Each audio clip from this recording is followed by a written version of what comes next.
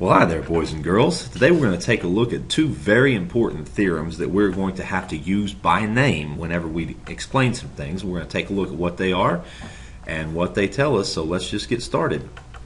Alright, so we're going to do the mean value theorem first, which you can abbreviate MVT, and it says if a function is continuous on a closed interval from A to B and differentiable on the open interval from A to B. Of course, differentiability implies continuity, but we don't necessarily have to take the derivatives at the endpoints. That's the difference between those two. Then there's at least one number C in A to B such that, and there's three things that are true here, but they're all the same thing. So the first statement would be that f of b, then push down there, f of b minus f of a divided by b minus a. I'm going to stop for just a second before I finish this. Does that look familiar? Do you know what that difference quotient gives us? This is the average rate of change from A to B. You should remember that. Anyway, this says the average rate of change must equal f prime at some point C where C is in between A and B. This says that the average rate of change must equal the instantaneous rate of change somewhere in the interval A to B.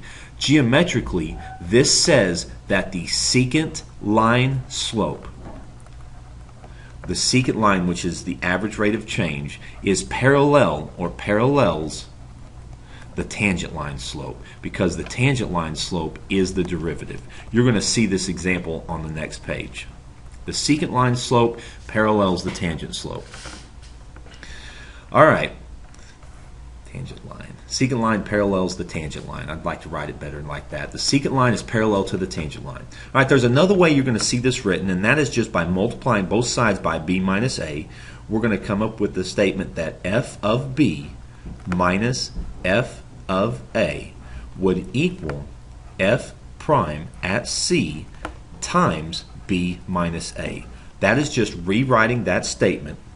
And another way you might see this, which will lead us later on into Taylor polynomials, we will extend the mean value theorem. Oh, I want to erase that. I meant to put equals. Oh, sorry about that. I have to do it up here. I'm still getting used to this new toolbar here.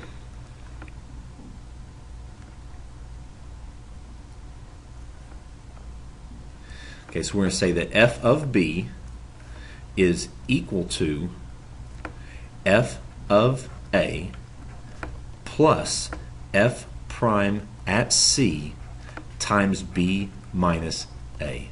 And all we've done there is added f of a to both sides. All three of these mean the same thing. Typically, you're going to see this one written in most textbooks as the MVT, but all three of those are equivalent equations.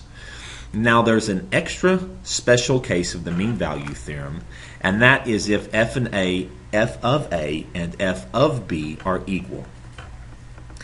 Alright, so let's take a look at this. We have if f is continuous and differentiable, so that's the exact same thing as before. That's no different at all. Scroll down here. The only third thing we're adding is that f of a equals f of b, so the y values are equal on the interval. Then there's at least one number C such that. Alright, so we already know because of the first two that f of b minus f of a all over b minus a, the average rate of change, must equal the instantaneous rate of change. The tangent line must be parallel to the secant line. We already know that because it says up there, if the first two are true, that is a conclusion. But also now we're going to add in the fact that f of a and f of b are equal. So if they're equal and we subtract them, we're going to get that 0 over b minus a equals f prime at C. I hope I said C over here, but I don't know if I did, so please make sure that you correct that to a C. Sad panda, making mistakes. Alright, and then finally we're going to say that f prime of C must equal 0 somewhere. I like to think of Rolle's theorem as the what goes up must come down theorem. And the reason I say that is if you have two y values that are equal, there is no way of connecting these two dots at all without making a zero slope somewhere. So if u goes up, it must come down, as long as it's differentiable anyway. All right, so make sure you have those as C's and not as A's. All right, so let's take a look at an example. We're going to show that the conditions of Rolle's theorem are met and find the C that Rolle's theorem guarantees. Rolle's theorem needs it to be continuous. So let's take a look at this. Is this continuous? It's a polynomial. Oh yeah, all polynomials are continuous everywhere. Is it differentiable? Yes, it is. There are no sharp turns or vertical tangent lines in any polynomial. So we've satisfied that. Now, what about f of b and f of a? Let's see if these y values at the endpoints are equal. I'm going to plug in 3 for x, and I'm going to get 9 minus 3 minus 6, which equals 0. Now let's find out what f of negative 2. What's the y value at the beginning of the interval? If I plug in negative 2 and I square that, I get positive 4. Minus a negative 2 would be plus 2, and minus 6, well, 0. F of a and f of b are equal. So this means, what is the conclusion? This means that f prime somewhere in between negative 2 and 3 must equal 0. So I'm going to find f prime of x, which is going to equal 2x minus 1, and I'm going to find out when does that equal 0. And that's going to happen when x equals 1/2. Is 1/2 in between negative 2 and 3? Well, of course it is. So we have now found that value C that Rolle's theorem guarantees. At 1/2, this graph will have a slope of 0.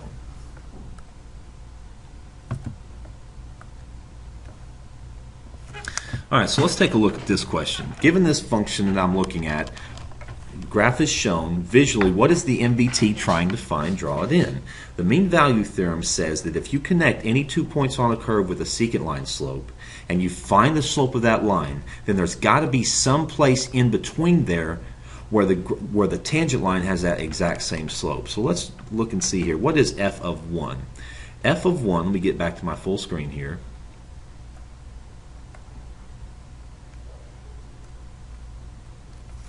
F of 1 is this value right down here. And f of 5 would be 1, 2, 3, 4, 5. F of 5 is up here at 2. So let's connect these two dots and call that a secant line. Let me get to my line here. Let's connect this dot with this dot. Now the slope of that line would be the slope of the secant line. And I'm going to draw in here a place somewhere from 1 to 5 where the tangent line would have the exact same slope. Well, let's see here. At the very beginning, these little baby tangent lines would be too big. And out here, these little baby tangent lines would be too small. That reminds me of a nursery rhyme. It's not really a nursery rhyme, it's a story. Oh, I digress. What was I thinking of, do you know? It has to do with porridge and bears, but anyway, but somewhere in here, I don't know, about right there, if I were to draw a little baby tangent line, that tangent line would be parallel to this secant line, and the MVT guarantees the existence of that point.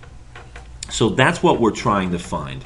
So now we're going to show that it applies and find that C that the theorem guarantees. So let's see, is this continuous? Well, yes, it's continuous. I can see the graph. There's no gaps and no holes. Is it differentiable, however? Well, yes, there are no vertical tangent lines. There's no sharp turns. It's differentiable. Now, what we have to show is f of b minus f of a over b minus a. What does this represent again? This is the average rate of change, or the slope of this secant line. And I can find that by actually connecting it and doing like rise over run stuff. And that's got to equal f prime somewhere in the interval. So I'm going to find f of b minus f of a over b minus a by finding the slope of this line. And it looks like we are going, well, f of 5, 1, 2, 3, 4, 5 was 2. And you could find that by plugging 5 in for x to get 2. And then f of 1 would be negative 2. Again, if you plug 1 in, you would find that. And then all over 5 minus 1. That's the average rate of change. This must equal the derivative. And the derivative of this, I better write this as 3 minus 5x to the negative 1. The derivative would be positive 5x to the negative 2. So I find the average rate of change, and I set it equal to the derivative. Well, this average rate of change works out to be 4 over 4, or the slope of this line is up 1 over 1, up 1 over 1, up 1. Oh, look, I did pretty good drawing that line in. I used a computer. Equals 5 over x squared, and of course 4 over 4 is 1. And if you cross multiply, you get that x squared equals 5. So x must equal plus or minus the square root of 5. Well, only one of these numbers is in between 1 and 5, and so the only c I'm going to consider is the square root of 5, which is a little bit bigger than 2. So out here, a little bit bigger than 2, I did pretty good estimating that. So around this x value of square root of 5, the tangent line would be parallel to the secant line. All right, so let's take a look at this last little example, and I'll let you ponder part B. We're driving in a car 50 miles an hour, and we pass a police car at the side of the road. 4 minutes later, we pass a second police car, and again, we're traveling 50 miles an hour. Somehow, we knew there were going to be the police cars there. The speed limit's 60 miles an hour, and the distance between the two police cars is 5 miles. The patrolman in the second police car gives you a speeding ticket for driving 75 miles per hour. Shenanigans! You only saw me driving 50. How can he prove that you were speeding? Well, if they know my distance and my time, then they can figure out my rate, because my rate or my speed is distance divided by time. I went 5 miles in 4 minutes. Let's figure out what that is in miles per hour. So let's see, there are 60 minutes. I need minutes to cancel, so I'll put minutes up here in 1 hour. So my minutes cancel, and I get 300 divided by 4, which is, oh, wow, I averaged 75 miles per hour. My average rate of change, distance divided by rate, this is change in distance over change in time, 75 miles an hour was my average speed. Now, since speed is a differentiable function of time, unless for some reason you go instantly backwards, and that would hurt. Since speed is a differentiable function of time, I know that I'm dealing with a continuous and differentiable function. Get it written out here. And I averaged 75 miles an hour. Then there must be at least one place. The MVT guarantees that there's at one place, or the MVT says there is at least one time, probably more, in that 4-minute interval. Let's get back up here and get my pen. One time in those 4 minutes where I was traveling exactly 75 miles per hour. In those 4 minutes where my instantaneous rate of change, I'm going to call that IROC because I'm running out of room, where my instantaneous rate of change was equal to 75 miles an hour. So if I average 75 miles an hour, then I must have been going 75 miles an hour somewhere. This, by the way, is how they used to write tickets when you had toll roads, and you had to get on at a certain time, and you had a little ticket that showed what time you got on, and you exited. Sometimes there was a highway patrolman inside where you exited to check your average speed. And because speed is a differentiable function of time, they could write you a ticket even though they didn't actually bust you going that speed. Now I'm going to leave you with this last question and have you think about this. You start arguing with the policeman, which is never a good idea. Don't do that. Don't be a dum-dum. Who is writing your speeding ticket. He calls his brother, who's currently taking calculus, and on top of that, now the patrolman rewrites you 2 tickets. He charges you twice for driving 65 miles an hour during the 4 minutes. How can he prove this? How can he prove that we were going 65 twice? They didn't see us doing anything. They know we averaged 75. I'm going to leave you with this. Does this make sense to you, or is this shenanigans? Or is this true? Shenanigans? Or is it truth? Anyway, I will see you guys tomorrow.